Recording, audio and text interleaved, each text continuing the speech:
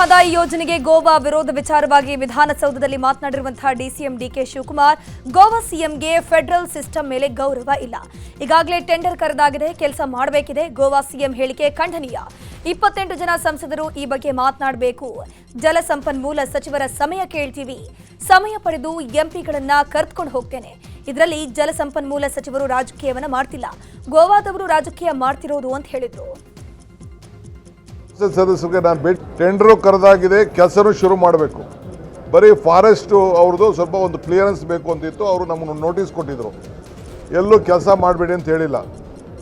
ಆ ನೋಟಿಸ್ನ ಅವ್ರು ಏನು ಬೇಕಾದ್ರೂ ಮಾಡ್ಕೊಳ್ಳಿ. ನಾವು ಹಾಕಿರೋಂಥ ಸುಪ್ರೀಂ ಕೋರ್ಟಲ್ಲಿರುವಂಥ ನಮ್ದು ಏನೋ ಒಂದು ಕೆಲವು ನೋಯಿಂಗ್ಲಿ ಅನ್ನೋಂಗ್ಲಿ ಹಾಕಿದ್ರು, ಅದನ್ನ ವಿಡ್ರಾ ಮಾಡ್ತೀವಿ. ನಮ್ಮ ಕೆಲಸ ನಾವು ಶುರು ಮಾಡ್ತೀವಿ. ನಾನು ನಮ್ಮೆಲ್ಲ ಸಂಸತ್ ಸದಸ್ಯರಿಗೆ ನಾನು ಭೇಟಿ ಮಾಡ್ತೀನಿ. ಬರೀ ಒಂದು ಎಂಪಿಗೋಸ್ಕರ ನಮ್ಮ ಕರ್ನಾಟಕವನ್ನು ನಾವು ಮಾರ್ಕೊಳ್ಳಿಕ್ಕೆ ಸಾಧ್ಯ ಇಲ್ಲ. ನಾನು ಕೂಡ ಕೇಂದ್ರದ ಜಲಸಂಪನ್ಮೂಲ ಮಂತ್ರಿಗಳಿಗೆ ಮತ್ತು ಪ್ರೈಮ್ ಮಿನಿಸ್ಟರ್ಗೆ ಈ ವಿಚಾರದಲ್ಲಿ ನಾನು ಪ್ರತ್ಯೇಕವಾಗಿ ಟೈಮ್ ಕೇಳ್ತೀನಿ. ಅವರೆಲ್ಲರೂ ಕರ್ಕೊಂಡು ಹೋಗಲಿಕ್ಕೆ ಪ್ರಯತ್ನ ಮಾಡ್ತೀನಿ. ಎಲ್ಲರೂ ಬರದೇ ಹೋಗಲಿ, ಬಹುಶಃ ಎಲ್ಲರೂ ಬರ್ತಾರೆ ಅಂತ ನನಗೆ ನಂಬಿಕೆ ಇದೆ. ನಾನಂತೂ ಪ್ರಯತ್ನ ಮಾಡ್ತೀನಿ. ನಾನು ಕೆಲಸ ಮಾಡಲಿಕ್ಕೆ ಏನು ಮಾಡಬೇಕು ವ್ಯವಸ್ಥೆ ಮಾಡಿ. ಇನ್ನು ಇದೇ ವಿಚಾರವಾಗಿ ಮಾತನಾಡಿರುವಂತಹ ಸಚಿವ ರಾಮಲಿಂಗಾರೆಡ್ಡಿ, ಕೇಂದ್ರ ಸರ್ಕಾರದಿಂದ ಮಹದಾಯಿಗೆ ವಿರೋಧವಿದೆ. ನಮಗೆ ನೀರು ಹಂಚಿಕೆಯಾಗಿದೆ, ಅದಕ್ಕೆ ಕೇಂದ್ರ ಸರ್ಕಾರ ಅನುಮತಿಯನ್ನ ಕೊಡ್ತಿಲ್ಲ. ಗೋವಾ ಸರ್ಕಾರ ಕೂಡ ಸಹಕರಿಸ್ತಾ ಇಲ್ಲ. ನಮ್ಮ ಸಂಸದರು ಯಾರು ಕೂಡ ಬಾಯ್ ಬಿಡ್ತಿಲ್ಲ. ರಾಜ್ಯದ ಜನರು ಇವರನ್ನ ಆಯ್ಕೆ ಮಾಡಿ ಕಳಿಸಿದ್ರೆ ಕೆಲಸಕ್ಕೆ ಬಾರದನ್ನ ಮಾತನಾಡ್ತಾರೆ. ರಾಜ್ಯಕ್ಕೆ ಬೇಕಾಗಿರೋದು ಬಗ್ಗೆ ಮಾತನಾಡೋದಲ್ಲ. ಮುಂದಿನ ಚುನಾವಣೆಯಲ್ಲಾದ್ರೂ ಬಿಜೆಪಿ ಸಂಸದರಿಗೆ ರಾಜ್ಯದ ಜನರು ಬುದ್ಧಿ ಕಲಿಸಬೇಕು ಅಂತ ಹೇಳಿದ್ರು. ಇನ್ನು ಇದೇ ವಿಚಾರವಾಗಿ ಈಶ್ವರ್ ಖಂಡ್ರೆ, ಕೋನರೆಡ್ಡಿ ಕೂಡ ರಿಯಾಕ್ಷನ್ ಅನ್ನು ಕೊಟ್ಟಿದ್ದಾರೆ. ಕೇಂದ್ರ ಸರ್ಕಾರ ಮಹದಾಯಿ ಬಗ್ಗೆ ಮಲದಾಯಿ ಧೋರಣೆ ತೋರಿಸ್ತಾನೆ ಇರ್ತಕ್ಕಂಥದ್ದು ಎಲ್ರಿಗೂ ಕೂಡ ಗೊತ್ತಿರ್ತಕ್ಕಂಥ ವಿಚಾರ. ಯಾಕಂದರೆ ಗೋವಾದಲ್ಲಿ BJP ಸರ್ಕಾರ ಇದೆ. ಆಮೇಲೆ ಕೇಂದ್ರ ಸರ್ಕಾರ ಇದುವರೆಗೂ ಕೂಡ ಮಹದಾಯಿ ವಿಚಾರದಲ್ಲಿ ಕರ್ನಾಟಕದ ನಮಗೇನು ನೀರು ಹಂಚಿಕೆ ಆಗಿದೆ ಅದನ್ನು ಉಪಯೋಗಿಸ್ಕೊಳ್ಳೋದಕ್ಕೂ ಕೂಡ ನಮಗೆ ಅನುಮತಿ ಕೊಡ್ತಾ ಇಲ್ಲ. ಗೋವಾ ಮುಖ್ಯಮಂತ್ರಿಗಳು ಏನು ಅವರ ವಿಧಾನಸಭೆಯಲ್ಲಿ ಮಹದಾಯಿ ಯೋಜನೆಗೆ ಕೇಂದ್ರದ ಅರಣ್ಯ ಪರಿಸರ ಇಲಾಖೆ ಅನುಮತಿ ಕೊಡೋದಿಲ್ಲ ಅಂತ ಹೇಳಿದ್ದಂಥದ್ದು ನಾನು ತೀವ್ರವಾಗಿ ಖಂಡಿಸ್ತೇನೆ. ನಮ್ಮ ಪ್ರಸ್ತಾವನೆ ಇವತ್ತು ಅರಣ್ಯ ಪರಿಸರ ಹವಾಮಾನ ಬದಲಾವಣೆ ಇಲಾಖೆ ಕೇಂದ್ರಕ್ಕೆ ಕಳಿಸಿದ್ದೇವೆ. ಇದು ಕರ್ನಾಟಕ ರಾಜ್ಯದ ರೈತರ ಮೇಲೆ ಒಂದು ದೊಡ್ಡ ಕೇಂದ್ರದ ಪ್ರಹಾರ ಅಂತ ಹೇಳಬಹುದು. ಇದೇ ರೀತಿ ಅನ್ಯಾಯ ಆಗಿದ್ದರೆ ಫೆಡರಲ್ ಸ್ಟ್ರಕ್ಚರ್ಗೆ ಧಕ್ಕೆ ಆಗ್ತದೆ. ಇಡೀ ರಾಜ್ಯದ ಜನ ಇದರ ವಿರುದ್ಧ ಖಂಡನೆಯೂ ಮಾಡ್ತೇವೆ ಮತ್ತು ಹೋರಾಟನೂ ಮಾಡ್ತೇವೆ. ಅವಶ್ಯಕತೆ ಬಿದ್ದರೆ ಸುಪ್ರೀಂ ಕೋರ್ಟ್ಗೆ ಹೋಗಿ ನ್ಯಾಯ ಪಡೀಲಿಕ್ಕೆ ಪ್ರಯತ್ನ ಮಾಡ್ತೇವೆ. ಕೇಂದ್ರ ಸರ್ಕಾರ ಮಲತಾಯಿ ಧೋರಣೆಯನ್ನು ತೋರಿಸ್ತಾ ಇದೆ. ಗೋವಾ ಮುಖ್ಯಮಂತ್ರಿಗಳು ಹೇಳಿರುವಂಥ ಆ ಹೇಳಿಕೆ ನಿಜವಾಗಿಯೂ ಕರ್ನಾಟಕದ ಜನರ ಮನಸ್ಸಿನಲ್ಲಿ ಆಕ್ರೋಶ ಮೂಡಿದೆ. ಮಹದಾಯಿಗೆ ಅನುಮತಿ ಕೊಡೋದರಲ್ಲಿ ಕೇಂದ್ರ ಸರ್ಕಾರ ಏನು ವಿಳಂಬ ದ್ರೋಹ ಮಾಡ್ತಾ ಇದೆ, ಇದು ನಮ್ಮ ಫೆಡರಲ್ ವ್ಯವಸ್ಥೆಯನ್ನು ಅಶಕ್ತಗೊಳಿಸ್ತಕ್ಕಂಥ ಕ್ರಮ ಆಗಿದೆ. ನಾನು ಕೇಂದ್ರ ಸರ್ಕಾರಕ್ಕೆ ಆಗ್ರಹಿಸ್ತೀನಿ, ಒತ್ತಾಯಿಸ್ತೀನಿ, ಅನ್ಯಾಯವನ್ನು ಮಾಡದೆ ತಕ್ಷಣ ಅನುಮತಿ ನೀಡಬೇಕು.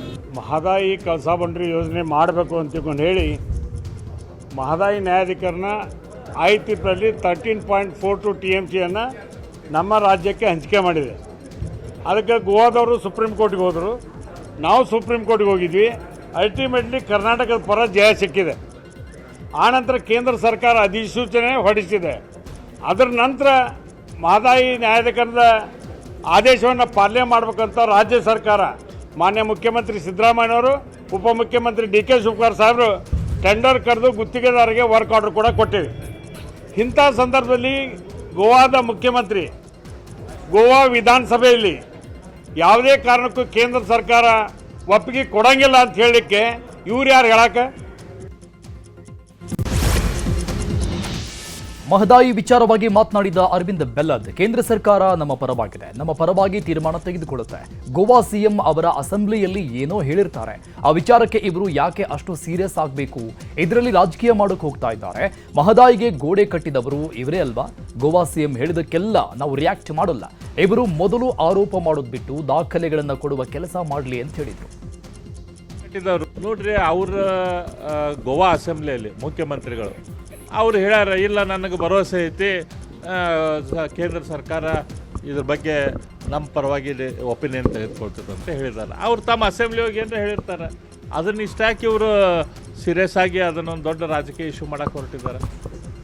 ಇವರು ಗಾಡಿ ಕಟ್ಟಿದವರು ಇವರು ಅಲ್ಲ, ಕಾಂಗ್ರೆಸ್ ಸರ್ಕಾರದವರು ಅಲ್ಲಿ ಮಹದಾಯಿದಲ್ಲಿ ಹೋಗಿ ಗಾಡಿ ಕಟ್ಟಿದವರು. ನಮ್ಮ ಸರ್ಕಾರ ಇದ್ದಾಗ ನಾವು ಕೆಲಸ ಶುರು ಮಾಡಿ ಎಲ್ಲ ಮಾಡಿದ್ವಿ. ಅಲ್ಲಿ ಬಂದು ಗಾಡಿ ಕಟ್ಟಿದ್ರು ಇವರು. ಅಲ್ಲೊಂದು ಅಫಿಡವಿಟ್ ಕೊಟ್ಟರು, ಇದು ನಾವು ಗಾಡಿ ಕಟ್ತೀವಿ ಅಂಥೇಳಿ. ನಾವು ನೀರು ಬಿಡುವಂಥ ಕೆಲಸ ತಮ್ಮ ಕಡೆ ಮಾಡೋಕ್ಕಾಗಿಲ್ಲ. ಹಾಗೆ ಆದರೆ ಇಲ್ಲಿ ಬಂದ ಸುಳ್ಳು ಏನು ರಾಜಕಾರಣದ.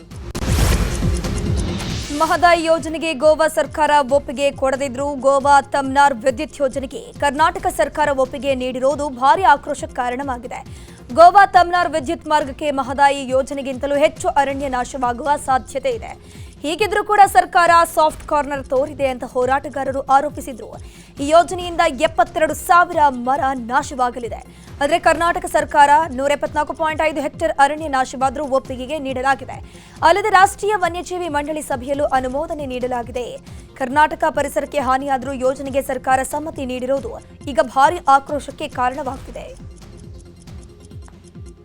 ಇವತ್ತು ಕರ್ನಾಟಕಕ್ಕೆ ಮಹದಾಯಿ ಕಳಸಾ ಬಂಡೂರಿ ಯೋಜನೆಯನ್ನು ಜಾರಿಗೊಳಿಸೋಕೆ ಕೇಂದ್ರ ಸರ್ಕಾರ ಮತ್ತು ರಾಜ್ಯ ಸರ್ಕಾರ ಇದ್ರ ಬಗ್ಗೆ ಚಿಂತನೆ ಮಾಡ್ತಿಲ್ಲ. ಗೋವಾಕ್ಕೆ ಯಾವುದೇ ಅವರ ಬೇಡಿಕೆ ತಕ್ಷಣ ಅಂದರೆ ಅವ್ರಿಗೆ ಈಗ 74,000 ಗಿಡಗಳನ್ನು ನಾಶ ಮಾಡ್ತಾರೆ, ಅರಣ್ಯ ನಾಶ ಮಾಡ್ತಾರೆ, ಅವ್ರಿಗೆ ಯೋಜನೆಗೆ ಜಾರಿಗೊಳಿಸಾಯ್ತೀರಿ. ಇದರಿಂದ ನೀವೇನು ಮಾಡತ್ತೀರಿ ಅಂದರೆ ಕರ್ನಾಟಕ ಜನಕ್ಕೆ ಅನ್ಯಾಯ ಮಾಡತ್ತೀರಿ. 1 ಕೋಟಿ ಜನಕ್ಕೆ ಕುಡಿಯುವ ನೀರು ಮತ್ತು ಕೃಷಿಗೆ ನೀರು ಬೇಕಾಗೈತಿ, ಅದನ್ನು ಬಿಡ್ತೀರಿ. ಗೋವಾಕ್ಕೆ ಕರೆಂಟ್ ಕೊಡೋಕೆ ರಾತ್ರೋರಾತ್ರಿ ನೀವು ಪರ್ಮಿಷನ್ ಕೊಡತ್ತೀರಿ. ಇದರಿಂದ ಇಬ್ಬಗೆ ನೀತಿಯಿಂದ ಕೇಂದ್ರ ಸರ್ಕಾರ ಆಗಲಿ ರಾಜ್ಯ ಸರ್ಕಾರ ಬಿಡಬೇಕು. ಮೊದಲು ನಾವು ಆಯ್ತಲ್ಲ ನಮಗೆ ಯೋಜನೆಗೆ ಜಾರಿಗೊಳಿಸ್ಬೇಕಾದ್ರೆ ನಾವು ಮೂಗು ಹಿಡಿದ್ರೆ ಬಾಯಿ ತೆಗಿತೈತೆ ಗೋವಾ ಸರ್ಕಾರ. ಅದರಿಂದ ಇದನ್ನು ಜಾರಿಗೊಳಿಸ್ಬಾರ್ದು, ಇದಕ್ಕೆ ಪರ್ಮಿಷನ್ ಕೊಡುವಂತ ಕರ್ನಾಟಕ ರಾಜ್ಯ ಸರ್ಕಾರಕ್ಕೆ ಒತ್ತಾಯ ಮಾಡ್ತೇನೆ. ಇದರಿಂದ ಈ ಕೇಂದ್ರ ಸರ್ಕಾರಕ್ಕೂ ಬಿಸಿ ತರ್ತೈತಿ. ಕೇಂದ್ರ ಸರ್ಕಾರ ಇದ್ರ ಬಗ್ಗೆ ಯೋಚನೆ ಮಾಡಿ ಶೀಘ್ರವಾಗಿ ನಮಗೆ ಅರಣ್ಯ ಇಲಾಖೆಯಿಂದ ಪರ್ಮಿಷನ್ ಕೊಡಿಸ್ಬೇಕಂತ ಕೇಂದ್ರ ಸರ್ಕಾರ ಆಗ್ರಹ. ಮಹತ್ವಾಕಾಂಕ್ಷಿ ಎತ್ತಿನಹೊಳೆ ನೀರಾವರಿ ಯೋಜನೆ ದಿಕ್ಕು ತಪ್ತಾ ಇದೆಯಾ ಅನ್ನೋ ಮಾತುಗಳು ಕೇಳಿ ಬರ್ತಾ ಇದೆ. ಎತ್ತಿನಹೊಳೆ ನೀರು ಇದೀಗ ಹೇಮಾವತಿ ನದಿಗೆ ಹರಿತಾ ಇದೆ. ಮಳೆಯಿಂದಾಗಿ ಎತ್ತಿನಹೊಳೆ ಚೆಕ್ ಡ್ಯಾಂ ಭರ್ತಿಯಾಗಿದೆ. ಡ್ಯಾಂನ ನೀರು ಬೇರೆ ಬೇರೆ ನದಿಗೆ ಡೈವರ್ಟ್ ಮಾಡಲಾಗ್ತಾ ಇದೆ. ಕಳೆದ ಬಾರಿ ಎತ್ತಿನಹೊಳೆ ಚೆಕ್ ಡ್ಯಾಂನ ನೀರನ್ನ ವಾಣಿವಿಲಾಸ ಡ್ಯಾಂಗೆ ಬಿಡಲಾಗಿತ್ತು. ಆದರೆ ಈ ಬಾರಿ ವಾಣಿವಿಲಾಸ ಡ್ಯಾಂ ಕೂಡ ಭರ್ತಿಯಾಗಿರೋದ್ರಿಂದ ಹೇಮಾವತಿ ನದಿಗೆ ಹೆಚ್ಚುವರಿ ನೀರನ್ನ ಹರಿಸಲಾಗ್ತಾ ಇದೆ. ಎತ್ತಿನಹೊಳೆ ಪೈಪ್ಲೈನ್ ಕಾಮಗಾರಿ ಇನ್ನೂ ಮುಗಿದಿಲ್ಲ. ಆ ಕಾರಣದಿಂದಾಗಿ ಹೇಮಾವತಿ ಬಿಟ್ಟು ಬೇರೆ ಕಡೆ ನೀರು ಹರಿಸಲು ಆಗಲ್ಲ. ಹೀಗಾಗಿ ಬೇರೆ ಬೇರೆ ನದಿಗೆ ನೀರನ್ನ ಡೈವರ್ಟ್ ಮಾಡಿರೋದ್ರಿಂದ ಅರಬ್ಬಿ ಸಮುದ್ರದ ಬದಲು ಬಂಗಾಳ ಕೊಲ್ಲಿಗೆ ನೀರು ಸೇರ್ತಾ ಇದೆ. ಸಿಎಂ ಸಿದ್ದರಾಮಯ್ಯ ನೇತೃತ್ವದಲ್ಲಿ ಇಂದು ವಿಧಾನಸೌಧದಲ್ಲಿ ಸಚಿವ ಸಂಪುಟ ಸಭೆ ನಡೆದಿದೆ. ಸಭೆಯಲ್ಲಿ ಪುನಃ ವರದಿಯ ಬಗ್ಗೆ ಒಂದು ಚರ್ಚೆಯನ್ನು ನಡೆಸಲಾಗಿದ್ದು, ಇನ್ನು ಡಿಎನ್ಎ ಆರ್ಸಿಬಿ ಫ್ರಾಂಚೈಸಿ ಮೇಲೆ ಕ್ರಮಕ್ಕೆ ನಿರ್ಣಯ ಕೈಗೊಳ್ಳಲಾಗಿದೆ. ಈ ಬಗ್ಗೆ ಸಚಿವ ಸಂಪುಟ ಸಭೆ ಬಳಿಕ ಮಾಧ್ಯಮಗಳಿಗೆ ಮಾತನಾಡಿರುವಂತಹ ಸಚಿವ ಎಚ್.ಕೆ. ಪಾಟೀಲ್, ಚಿನ್ನಸ್ವಾಮಿ ಕಾಲ್ದುಳಿತ ಪ್ರಕರಣ ಸಂಬಂಧ ಪುನಃ ಆಯೋಗ ವರದಿಯನ್ನು ಕೊಟ್ಟಿದೆ. ಏಕಸದಸ್ಯ ಆಯೋಗ ಕೊಟ್ಟ ವರದಿಯನ್ನು ಸಚಿವ ಸಂಪುಟ ಒಪ್ಪಿಕೊಂಡಿದೆ.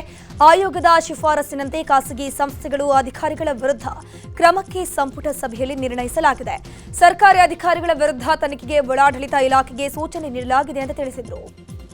ವರದಿಯನ್ನು ಚಿನ್ನಸ್ವಾಮಿ ಕ್ರೀಡಾಂಗಣದಲ್ಲಿ ಉಂಟಾಗಿರ್ತಕ್ಕಂಥ ಕಾಲ್ತುಳಿತಕ್ಕೆ ಏನು ಏಕಸದಸ್ಯ ವಿಚಾರಣಾ ಆಯೋಗದ ವರದಿಯನ್ನು ಸಲ್ಲಿಕೆ ಆಗಿತ್ತು, ವರದಿಯನ್ನು ರಾಜ್ಯ ಸಚಿವ ಸಂಪುಟವು ಅಂಗೀಕರಿಸಿತು.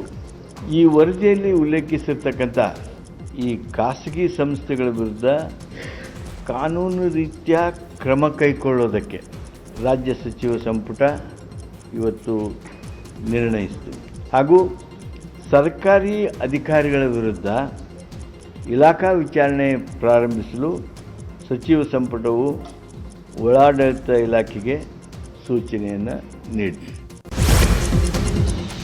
ಆರ್ಸಿಬಿ ಕಾಲ್ತುಳಿತ ಪ್ರಕರಣದಲ್ಲಿ ಕೆಎಸ್ಸಿಎ ಆರ್ಸಿಬಿ ವಿರುದ್ಧ ಕ್ರಿಮಿನಲ್ ಕೇಸ್ ಹಾಕಲು ತೀರ್ಮಾನ ವಿಚಾರದ ಬಗ್ಗೆ ಮಾತನಾಡಿರುವ ಶಾಸಕ ಅಶ್ವತ್ಥನಾರಾಯಣ್, ಆಪಾದಿತರೇ ಇವರು, ಆಪಾದಿತರಾಗಿರುವ ಇವರು ಏನೇ ಮಾಡಿದ್ರೂ ಮಾನ್ಯತೆ ಇಲ್ಲ, ಇವರು ಬೇಕಾದ ಹಾಗೆ ಮಾಡ್ತಾ ಇದ್ದಾರೆ, ಕೋರ್ಟಲ್ಲಿ ಪ್ರಕರಣ ಇದೆ, ಕೋರ್ಟ್ ಮೇಲೆ ಭರವಸೆ ಇಡೋಣ ಅಂತ ಹೇಳಿದರು. ತಗೊಂಡಿರೋದು ಬೇಕಾದಂಗೆ ಮಾಡ್ತಾ ಇದ್ದಾರೆ.